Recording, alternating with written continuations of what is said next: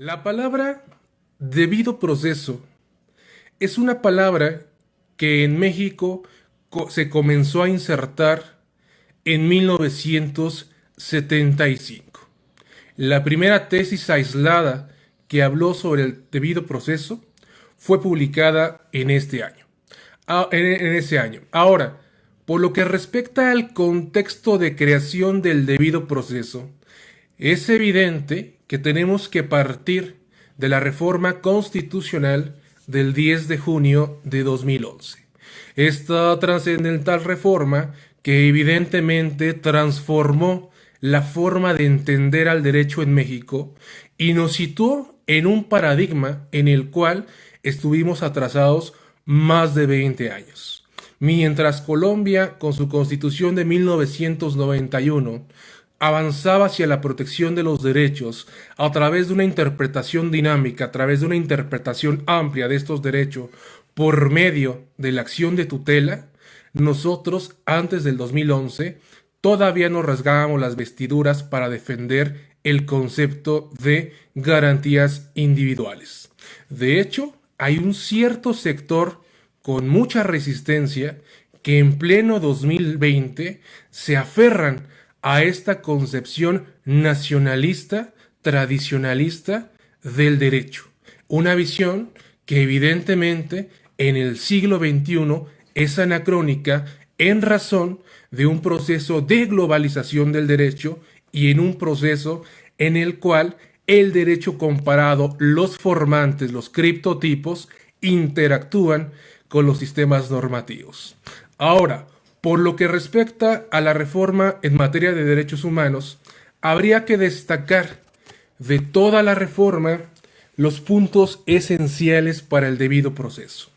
El punto que advierto más importante es lo que respecta a las obligaciones en materia de derechos humanos por parte de las autoridades públicas del Estado mexicano. Este artículo primero de la Constitución en realidad es una adecuación al artículo 2 de la Convención Americana sobre Derechos Humanos, en la que precisamente se establecen las medidas que deben adoptar los estados para el respeto y tutela de los derechos humanos. Aunque a partir de este momento quiero precisarles que voy a cambiar mi léxico de derechos humanos a derechos fundamentales en razón de que voy a hablar del debido proceso en la jurisprudencia nacional.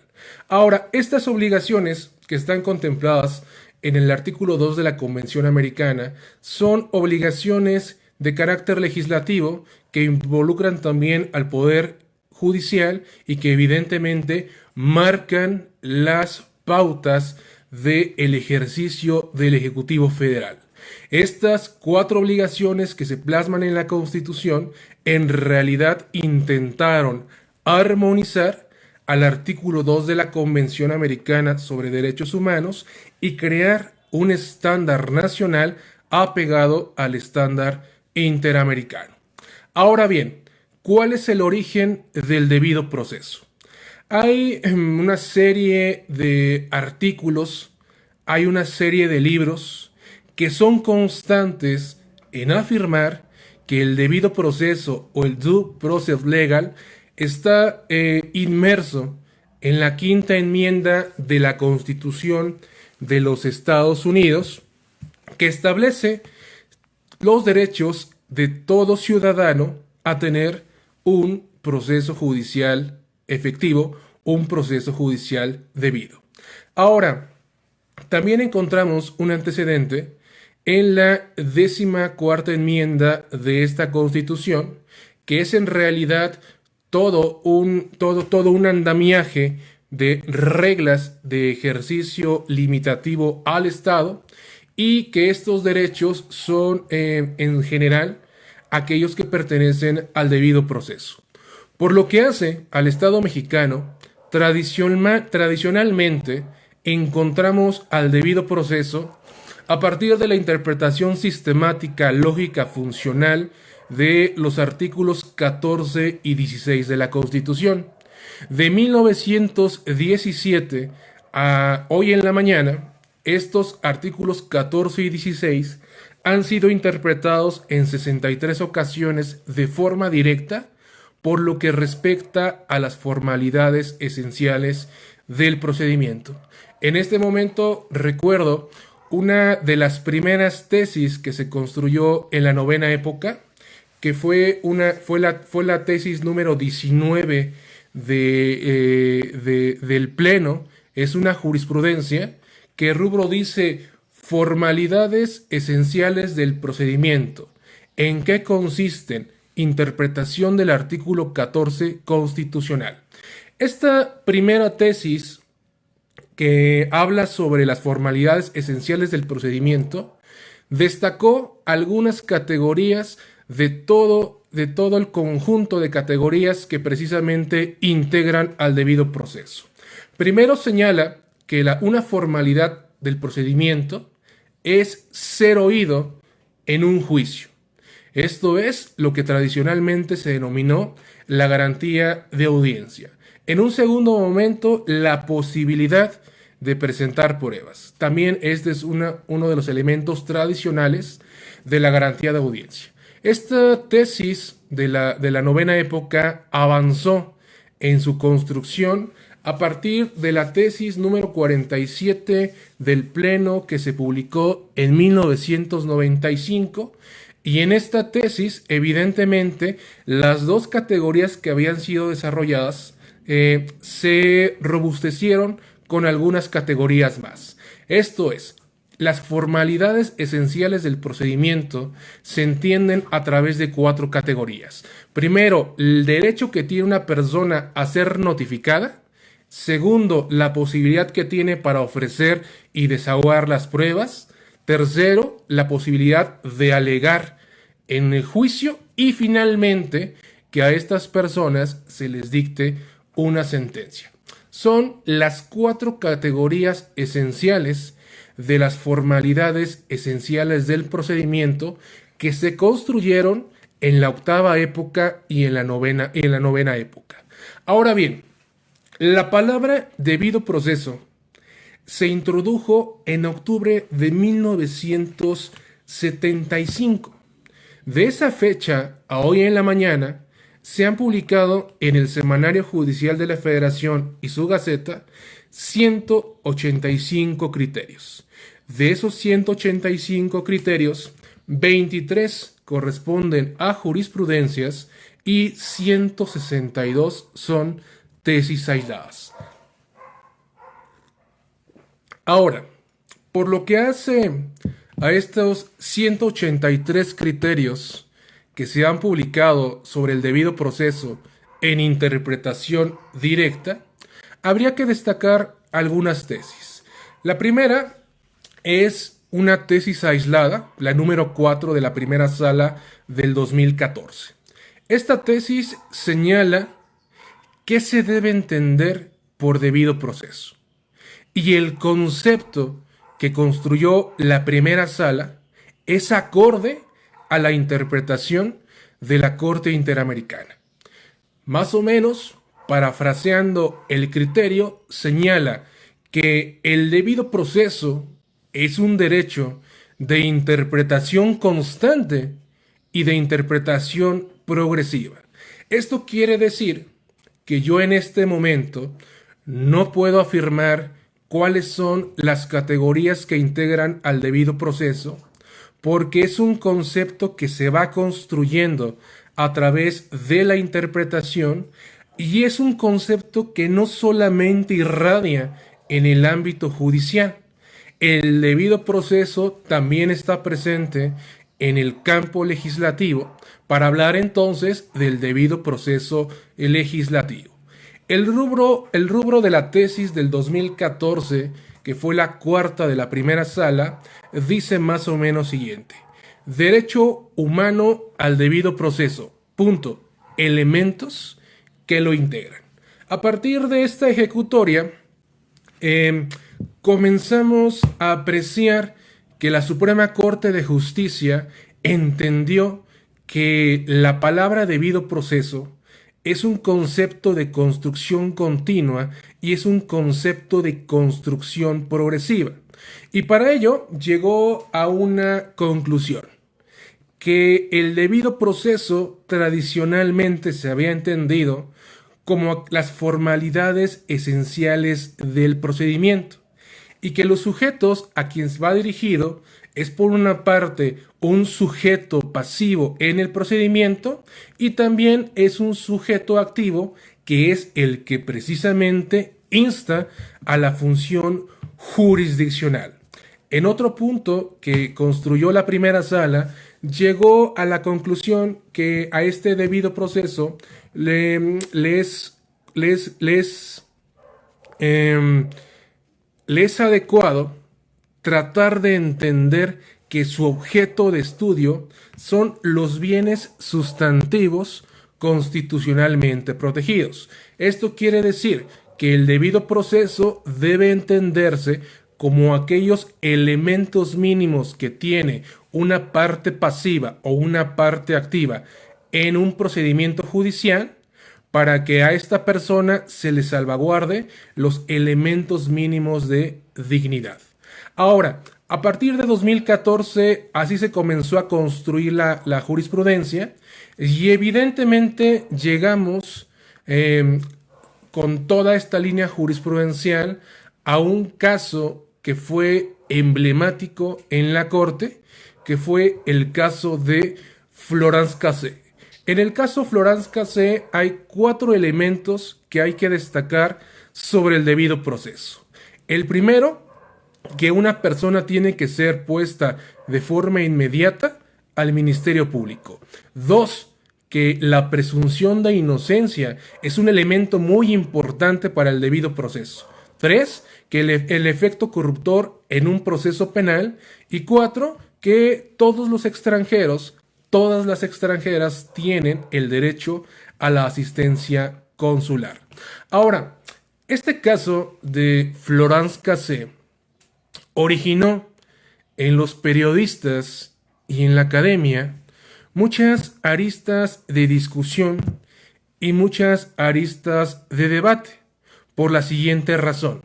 Tradicionalmente, el amparo directo en revisión no había tenido los efectos en su sentencia para ordenar la liberación de una persona. El entendimiento tradicional del amparo nos hubiera dado la posibilidad, por una parte, para reponer el procedimiento y por otra parte, para negar el amparo y protección de la justicia federal. Aquí, la explicación metodológica del caso Florence Cassé fue que no se respetó como un soporte racional y empírico al debido proceso.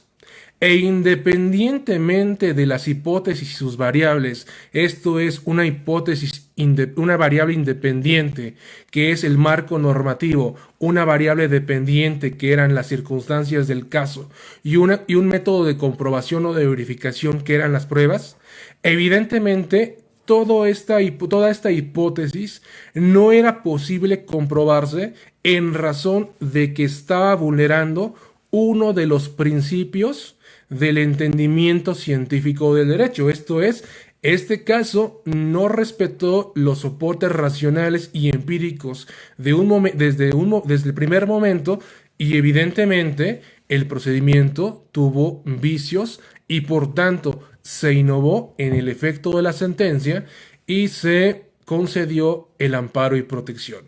Ahora, por lo que respecta al sistema interamericano, ya en algún momento me he detenido en charlas abiertas a explicar qué es el sistema interamericano.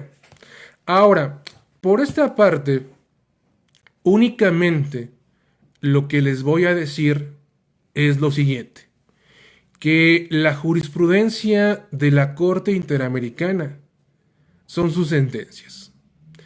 Desafortunadamente no tenemos una compilación, no tenemos una sistematización de jurisprudencia que nos permita ingresar desde nuestro celular a buscar la jurisprudencia. Desafortunadamente no lo tenemos.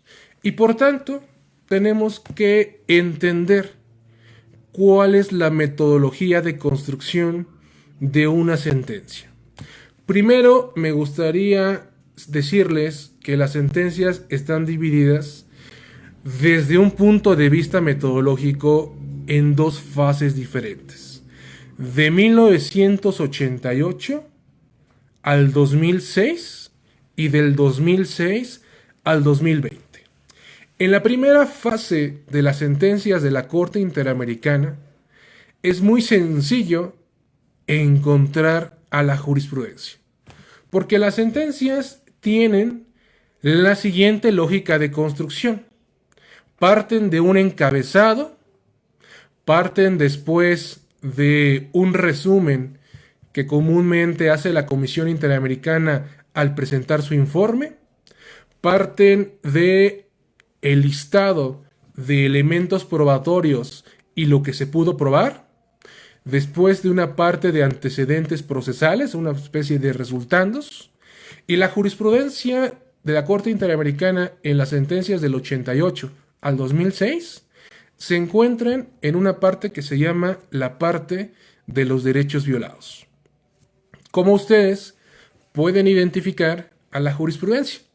Primero, porque está redactado de forma abstracta cada uno de los párrafos, y en segundo, por el uso de las palabras que utiliza la Corte Interamericana, atendiendo a la teoría del precedente y atendiendo también a la forma de construir la jurisprudencia en los sistemas de common law. Va a ser muy común que ustedes encuentren palabras como este tribunal recuerda, este tribunal ha sentado jurisprudencia, en la jurisprudencia reiterada de este tribunal. Cuando ustedes adviertan esta redacción, que es una redacción propia de los modelos de Civil Law, ustedes van a encontrar la jurisprudencia. Y para seguir con la exploración, cuando la Corte Interamericana utiliza la teoría de los precedentes del Common Law, es evidente que ustedes tendrán que distinguir las cualidades de cada uno de los párrafos y determinar que la redacción abstracta les permitirá aplicar esa jurisprudencia en Perú, en Chile, en Argentina. Esto es, busquen aquellos párrafos que estén redactados de forma abstracta. Esto es por lo que hace a la primera sección de jurisprudencia de la Corte Interamericana. Después del 2006, la metodología cambió en la forma de la construcción.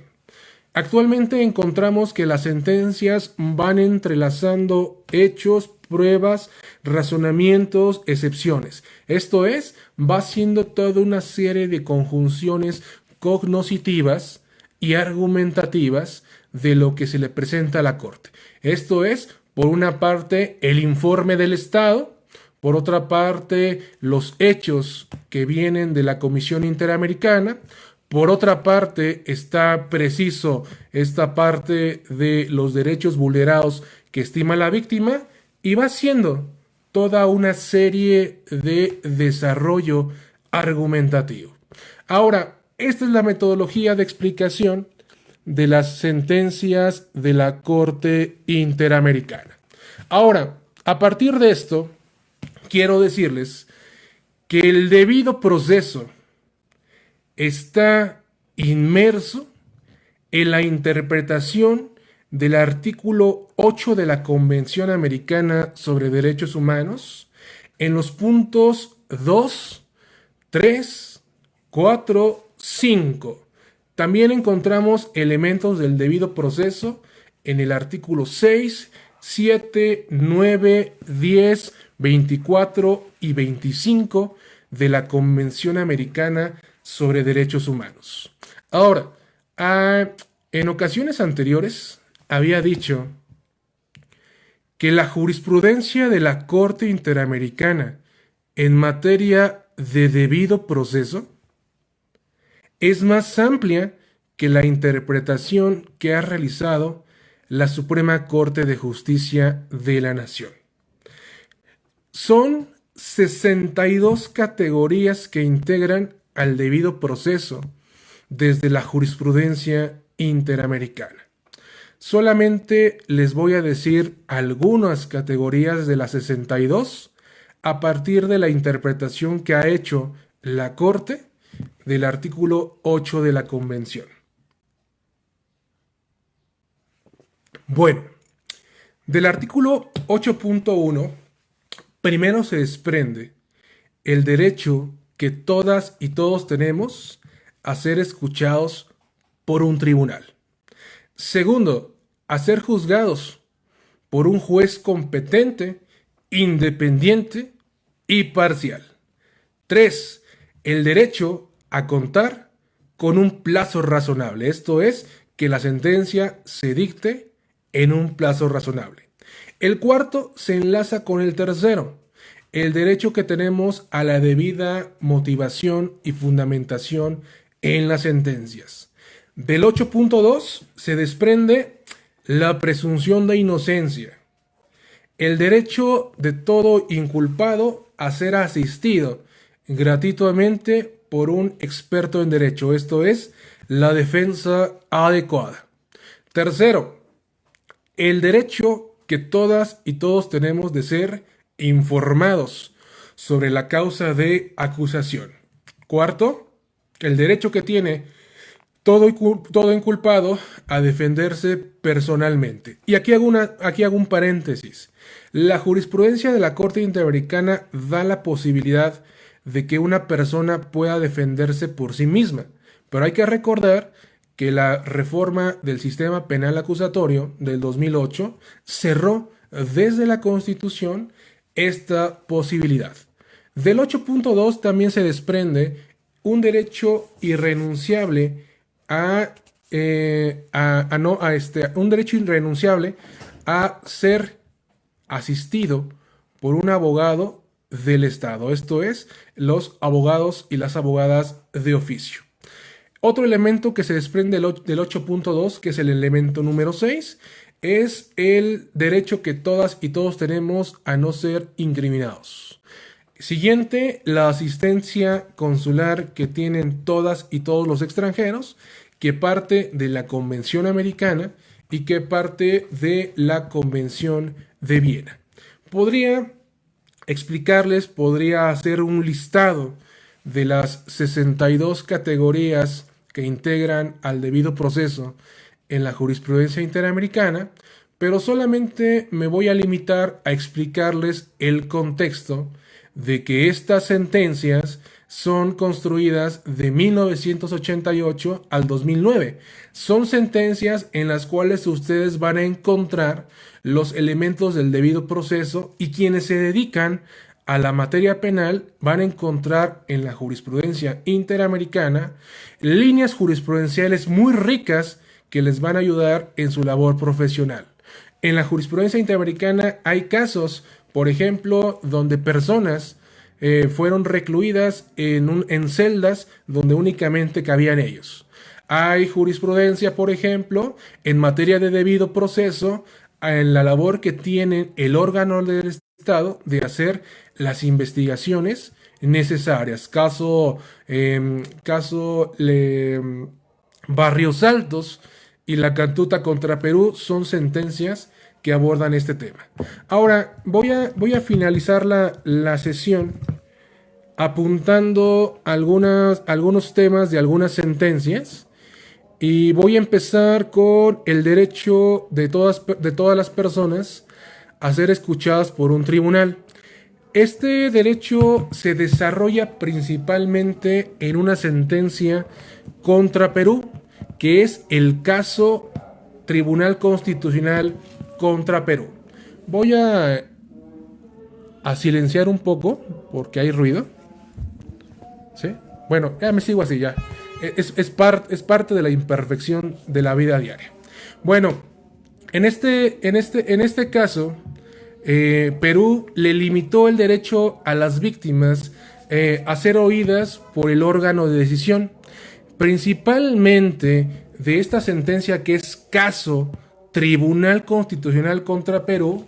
Ubiquen el párrafo 81. La segunda sentencia, que es una línea jurisprudencial muy rica de la Corte Interamericana, tiene que ver con las amnistías. La primera vez que la Corte Interamericana desarrolló este derecho fue en el caso Barrios Altos contra Perú.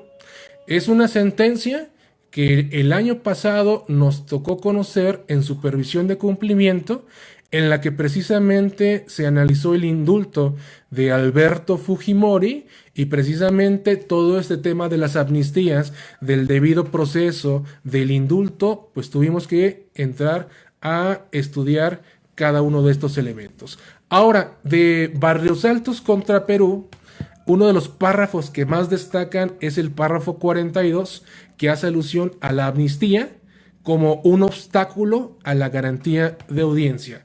Ahora, el tercer punto, el juez natural.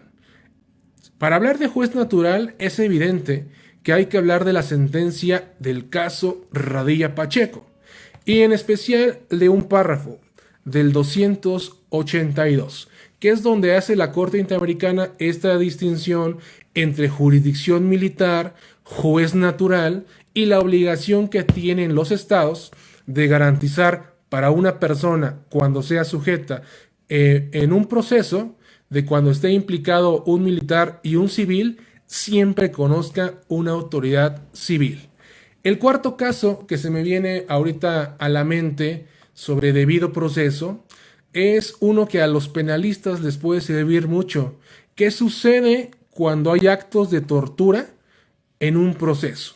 Aquí hay que recordar el párrafo 177 del caso Fernández Ortegas contra México, que fue precisamente una de las líneas jurisprudenciales que ayudó a la Suprema Corte de Justicia a señalar que cuando existe un acto de tortura y este acto de tortura no es investigado debidamente desde el inicio, a través del amparo directo es posible reponerse el procedimiento.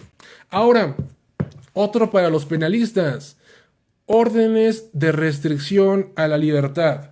Es un caso contra Chile, es el caso Palamará Tribán contra Chile, párrafos 205 a 207. En esta sentencia, la Corte Interamericana recuerda que la restricción a la libertad personal debe entenderse de forma excepcional. Es una excepción que una persona sea privada de su libertad personal. Los estados tienen que justificar precisamente esta restricción.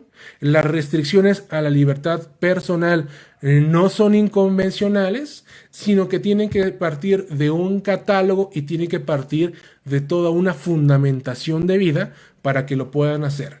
Ahora, el siguiente tema, asistencia consular. En este tema de la asistencia consular, recuerdo el caso Vélez Lor contra Panamá, el párrafo 153, que es el que hace alusión precisamente a que las personas tienen el derecho a ser notificados en razón de el cumplimiento de un tratado internacional que es la Convención de Viena. Ahora, ya de manera muy general, el debido proceso está presente también en una opinión consultiva que es la 16/99, que precisamente desarrolla la asistencia consular. Ahora, me podría seguir extendiendo con los casos, con los temas de debido proceso. Les recomiendo que adquieran este libro y que en especial cuando analicen temas de debido proceso, revisen la interpretación del artículo 8 de la Convención y también el 25. Y sobre todo que sean capaces de hacer ejercicios comparativos entre la jurisprudencia nacional y la jurisprudencia interamericana para que ustedes cuando hagan el diseño o cuando diseñen la metodología para llevar a cabo la interpretación conforme o el control de convencionalidad, decidan cuál de los criterios es aplicable al caso concreto y sobre todo que decidan cuál de los criterios es más protector, si el criterio nacional o el criterio interamericano. Finalizo la intervención señalando que el tema del debido proceso tiene muchas aristas. Por una parte, tiene una arista en la sociedad de creer que el debido proceso genera impunidad. Creo que esto es una falacia. El debido proceso en sí no genera impunidad. Al contrario, son los estándares mínimos que una persona debe tener cuando es sujeta en un proceso, sea como parte pasiva o sea como parte activa. Dos, los periodistas tienen mucha responsabilidad de este tema.